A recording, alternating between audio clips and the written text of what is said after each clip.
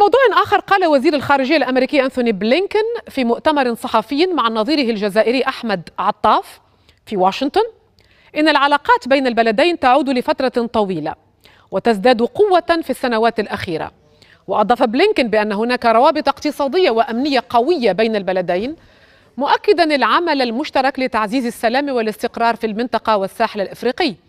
من جهته قال وزير الخارجية الجزائري إن الحوار بين البلدين بحالة جيدة جدا، مضيفا بأن التعاون الاقتصادي يزداد ويتنوع.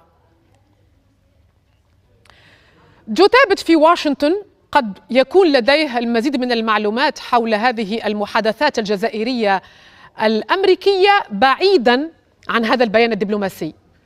ألا يبدو لك بأن موضوع النيجر والساحل صح في قضية مهمة بالنسبة للبلدين؟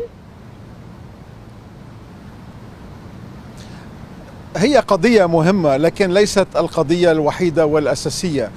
ذكرت كلمة فضيلة بأن العلاقة بين الجزائر والولايات المتحدة هي تحتاج إلى حوار، وفي الواقع تحتاج إلى حوار عميق وطويل. هناك إلى جانب ما سمعناه اليوم من تطابق في وجهات النظر الأمريكية والجزائرية حيال مسألة ضرورة تفعيل الأمن في منطقة الساحل الإفريقي، وأيضا التعاون في مجال الأمن الاقتصاد والطاقة. لكن دعيني أقول بأن مصادر الحكومة الأمريكية تؤكد بأن ثمة مشكلات سياسية كبيرة وعميقة في علاقة البلدين.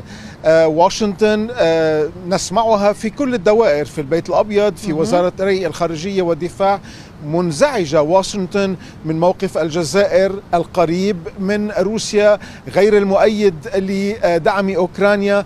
أيضا واشنطن منزعجة بأنها لم تساير الجزائر موقف الإدارة الأمريكية، أكان إدارة بايدن أو إدارة ترامب، المتعلق بالصحراء المغربية، وأيضا الموقف تجاه جبهة البوليساريو. أضيف إلى ذلك أن ثمة عدم تفاهم بين واشنطن والجزائر فيما يتعلق باتفاقات أبراهام، وهناك الكثير من المواضيع، حتى أن بعض الجهات في أمريكا في واشنطن تتهم جهات داخل الجزائر بتزكية أو بدعم بعض الجماعات المسلحة في منطقة الساحل الأفريقي.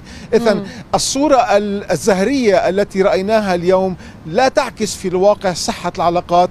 هناك حاجة للحوار. نعم جو، على الرغم من أن البيان يقول عكس ذلك. وعطاف. نعم. شكرا جزيلا لك جو تابت في واشنطن، أشكرك.